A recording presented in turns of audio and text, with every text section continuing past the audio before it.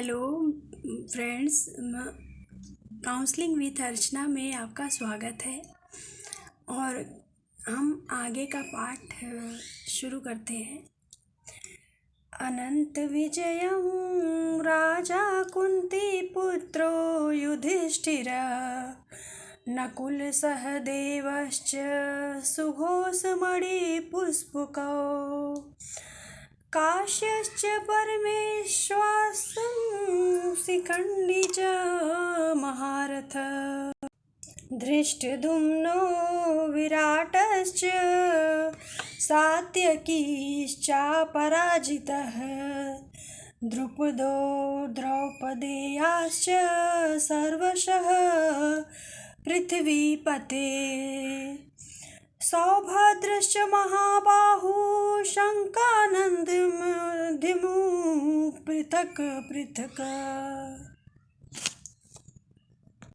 हे राजन, कुंती पुत्र राजा युधिष्ठिर ने अपना अनंत विजय नामक शंख बजाया तथा नकुल और सहदेव ने सुघोष एवं मणिपुष्पक शंख बजाए। महान धनुर्धर काशीराज, परम योद्धा शिखंडी, धृष्टद्युम्न, विराट, अजेय, सात्यकी, द्रुपद, द्रौपदी के पुत्र तथा सुभद्रा के महाबाहु पुत्र आदि सबों ने अपने अपने शंख बजाए। तात्पर्य: संजय ने राजा धृतराष्ट्र को अत्यंत चतुराई से यह बताया कि पांडु के पुत्रों को धोखा देने तथा राज्य सिंहासन पर अपने पुत्रों को आसीन कराने की यह अविवेकपूर्ण नीति श्लाघनीय नहीं थी। लक्षणों से पहले से ही यह सूचित हो रहा था कि इस महायुद्ध में सारा कुरुवंश मारा जाएगा। भीष्म पितामह से लेकर अभिमन्यु तथा अन्य पौत्रों तक विश्व के अनेक देशों के राजाओं समेत उपस्थित सारे के सारे लोगों का विनाश निश्चित था।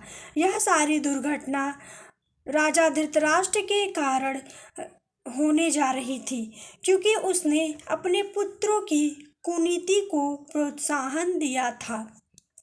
सघोषो धार्तराष्ट्राणां हृदयानि व्यधारयत् नभश्च पृथिवी चैव तुमुलोऽभ्यनुनादयन्।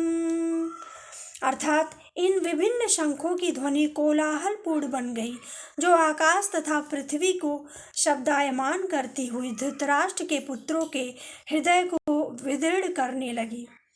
तात्पर्य यह है कि जब भीष्म तथा दुर्योधन के पक्ष के अन्य वीरों ने अपने अपने शंख बजाए तो पांडवों के हृदय विदीर्ण नहीं हुए। ऐसी घटनाओं का वर्णन नहीं मिलता, किंतु इस विशिष्ट श्लोक में कहा गया है कि पांडव पक्ष के शंखनाद से धृतराष्ट्र के पुत्रों के हृदय विदीर्ण हो गए। इसका कारण यह स्वयं पांडव और भगवान कृष्ण में उनका विश्वास है। परमेश्वर की शरण ग्रहण करने वाले को किसी प्रकार का भय नहीं रह जाता, चाहे वह कितनी ही विपत्ति में क्यों न हो। अथ व्यवस्थितान् दृष्ट्वा धार्तराष्ट्रान् कपिध्वज प्रवृत्ते शस्त्र संपाते धनुरुधम्य पांडवः ऋषिकेशं तदा वाक्यमिदमाह महीपते। अर्थात उस समय हनुमान से अंकित ध्वजा लगे रथ पर आसीन पांडु पुत्र अर्जुन अपना धनुष उठाकर तीर चलाने लगे। उद्यत हुआ, हे राजन, धृतराष्ट्र के पुत्रों को व्यूह में खड़ा देखकर अर्जुन ने श्री कृष्ण से यह वचन कहे। तात्पर्य यह है कि युद्ध प्रारंभ होने ही वाला था। उपयुक्त कथन से ज्ञात होता है कि पांडवों की सेना की अप्रत्याशित व्यवस्था से धृतराष्ट्र के पुत्र बहुत कुछ निरुत्साहित थे, क्योंकि युद्ध भूमि में पांडवों का निर्देशन भगवान कृष्ण के आदेशानुसार हो रहा था। अर्जुन की ध्वजा पर हनुमान का चिन्ह भी विजय का सूचक है, क्योंकि हनुमान ने राम तथा रावण युद्ध में राम की सहायता की थी, जिससे राम विजयी हुए थे। इस समय अर्जुन की सहायता के लिए उनके रथ पर राम तथा हनुमान दोनों उपस्थित थे। भगवान कृष्ण साक्षात राम है और जहाँ भी राम रहते हैं वहाँ उनका नित्य सेवक हनुमान होता है तथा उनकी नित्य संगिनी वैभव की देवी सीता उपस्थित रहती हैं। अतः अर्जुन के लिए किसी भी शत्रु से भय का कोई कारण नहीं था। इससे भी अधिक इंद्रियों के स्वामी भगवान कृष्ण निर्देश देने के लिए साक्षात उपस्थित थे। इस प्रकार अर्जुन को यह युद्ध करने के मामले में सारा परामर्श प्राप्त था। ऐसी स्थितियों में जिनकी व्यवस्था भगवान ने अपने शाश्वत भक्ति के लिए की थी, निश्चित विजय के लक्षण स्पष्ट थे। सेनयोरुभयोर्मध्ये रथं स्थापयाम्यच्युत यावदेतान् निरीक्षेऽहं योद्धुकामनान् स्थितान् कैमर्या सह योद्धयेद्यमस्मिन् रणमे समुद्यमे। अर्जुन ने कहा, हे अच्युत, कृपा करके मेरा रथ दोनों सेनाओं के बीच ले चले, जिससे मैं यहाँ उपस्थित युद्ध की अभिलाषा रखने वालों को और शास्त्रों की इस महान परीक्षा में जिनसे मुझे संघर्ष करना है उन्हें देख सकूं। तात्पर्य यह है कि यद्यपि श्री कृष्ण साक्षात श्री भगवान है, किंतु वे अहेतुकी की कृपावश अपने मित्र की सेवा में लगे हुए थे। अपने भक्तों पर स्नेह दिखाने में कभी भी नहीं चूकते। इसलिए अर्जुन ने उन्हें अच्युत कहा है। सारथी रूप में उन्हें अर्जुन की आज्ञा का पालन करना था और उन्होंने इसमें कोई संकोच नहीं किया। अतः उन्हें अच्युत कहकर संबोधित किया गया है। यद्यपि उन्होंने अपने भक्त का सारथी पद स्वीकार किया था, किंतु इससे उनकी परम स्थिति अक्षुण्ण बनी रही। प्रत्येक परिस्थिति में वे इंद्रियों के स्वामी श्री भगवान ऋषिकेश हैं। भगवान तथा उनके सेवक का संबंध अत्यंत मधुर एवं दिव्य होता है। सेवक स्वामी की सेवा करने के लिए सदैव उद्युत रहता है और भगवान भी भक्त की कुछ न कुछ सेवा करने की कोशिश में रहते हैं। वे इसमें विशेष आनंद का अनुभव करते हैं कि वे स्वयं आज्ञादाता न बने, अपितु उनके शुद्ध भक्त उन्हें आज्ञा दे। चूँकि वे स्वामी हैं, अतः सभी लोग उनके आज्ञा पालक हैं और उनके ऊपर उनको आज्ञा देने वाला कोई नहीं है। किंतु जब वे देखते हैं कि उनका शुद्ध भक्त आज्ञा दे रहा है तो उन्हें दिव्य आनंद मिलता है। यद्यपि वे समस्त परिस्थितियों में अच्युत रहने वाले हैं, भगवान का शुद्ध भक्त होने के कारण अर्जुन को अपने बंधु बांधवों से युद्ध करने की तनिक भी इच्छा न थी। किंतु दुर्योधन द्वारा शांतिपूर्ण समझौता न करके हठ धर्मिता पर उतारू होने के कारण उसे युद्ध भूमि में आना पड़ा। अतः वह यह जानने के लिए अत्यंत उत्सुक था कि युद्ध भूमि में कौन कौन से अग्रणी व्यक्ति उपस्थित हैं। यद्यपि युद्ध भूमि में शांति प्रयासों का कोई प्रश्न नहीं उठता, तो भी वह उन्हें फिर से देखना चाह रहा था और यह देखना चाह रहा था कि वे इस अवांछित युद्ध पर किस हद तक तुले हुए हैं।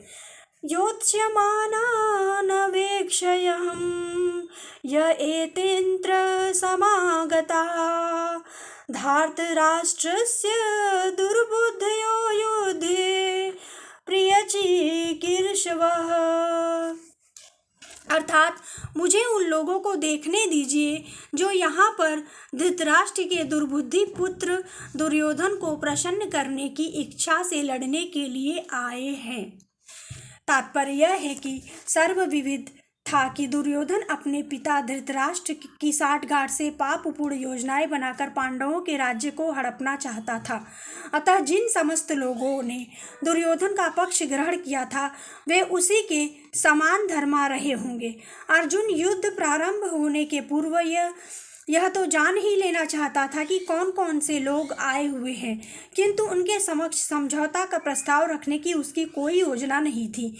यह भी तथ्य था कि वह उनकी शक्ति का, जिसका उसे सामना करना था, अनुमान लगाने की दृष्टि से उन्हें देखना चाह रहा था। यद्यपि उसे अपनी विजय का विश्वास था, क्योंकि कृष्ण उसकी बगल में विराजमान थे। कृष्ण भगवान अर्जुन की बगल में विराजमान थे, तो इससे तो कोई हरा ही नहीं सकता कि स्वयं परमात्मा और सब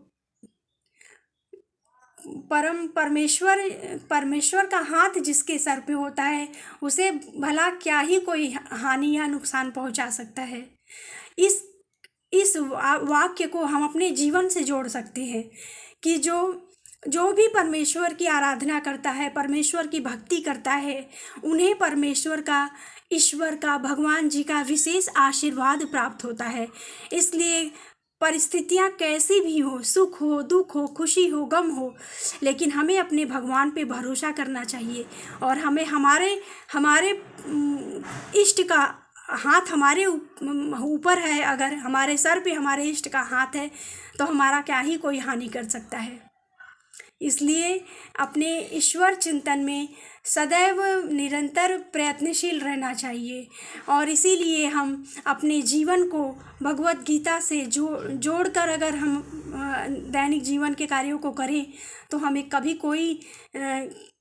कोई निराशा नहीं होगी और हम आत्मिक चिंतन में लगे रहेंगे, भगवत चिंतन में लगे रहेंगे और नित्य दैनिक जो समस्याएं आती रहती हैं मनुष्य के मन में, वो सब अपने आप दूर हो जाएंगी और मनुष्य का मन हमेशा भगवत चिंतन में लगा रहेगा।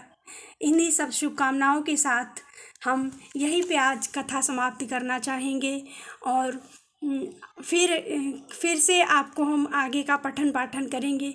इन्हीं सब शुभकामनाओं के साथ, मंगल कामनाओं के साथ हम यही समाप्त करना चाहेंगे। नमस्कार।